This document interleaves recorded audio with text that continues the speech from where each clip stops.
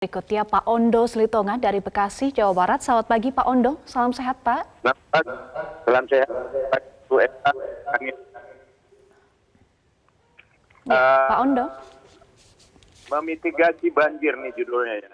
Kita itu harusnya, terutama Jakarta ya, itu harusnya tidak perlu lagi berpikir atau berkata memitigasi. Harusnya sudah ahli, udah berpuluh tahun, udah beberapa kali ganti kepala daerah. Masa iya nggak dapat sih caranya? Berarti kita ini bodoh apa gimana ya? Harusnya kita udah jadi ahli menjadi negara atau daerah. Jakarta itu jadi daerah yang harus ditanyai oleh daerah lain atau negara lain. Bagaimana cara mengatasi? Ini kita masih cari. Jadi saya sebenarnya sedikit saja, itu ruang terbuka hijaunya itu cuma tidak memadai.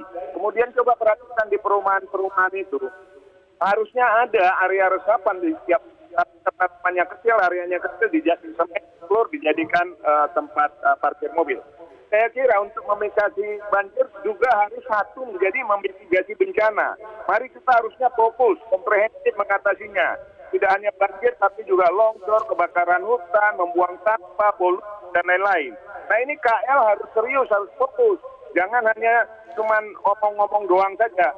Kalau saya tidak salah, ini masalah lingkungan hidup ini 10 tahun lagi udah makin parah kalau tidak bisa mengatasinya. Jadi harus segera juga dibuat atau dibenahi itu masalah perundang-undangan tentang lingkungan. Terutama usulan daripada undang-undang Greenpeace itu. Coba dikaji ulang lagi. Jadi kalau memang itu baik, kenapa tidak gitu? Kita punya waktu singkat loh untuk ini.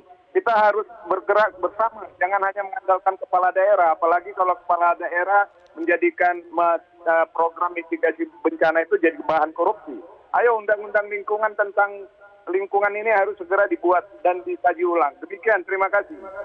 Baik, terima kasih Pak Ondo Slitonga dari Bekasi. Bahkan tadi pemirsa menyayangkan ya, kenapa mitigasi yang seharusnya itu sudah dari awal harusnya sudah ahli. Mengapa mitigasi belum juga dilakukan, apalagi mitigasi jangka panjang? Harusnya sudah ada sistem pencegahan, kemudian mitigasi dan juga kesiapsiagaan. Betul. Tadi itu ada pernyataan dari Pak Ondo ya, masa tidak bisa menemukan caranya begitu ya, sudah sekian lama. Dan tadi Pak Poli mengatakan bahwa ini hampir rata di seluruh Indonesia, bukan hanya di DKI Jakarta, memang betul begitu ya. Dan tadi juga disampaikan soal bagaimana sih jangka panjangnya, ada soal anggaran juga tadi disebut-sebut dan lain sebagainya. Pada prinsipnya kami melihatnya ya memang harus dilakukan perubahan segera, fokus paling tidak seperti yang disampaikan oleh Pak Ondo tadi. Ketika kita melihat dan mempercayai perubahan iklim itu terjadi dan mengakibatkan intensitas cuaca ekstrim juga semakin sering, semakin meningkat dan akhirnya bisa menimbulkan bencana alam seperti banjir dan longsor, lalu mitigasinya itu akan dibuat seperti apa begitu.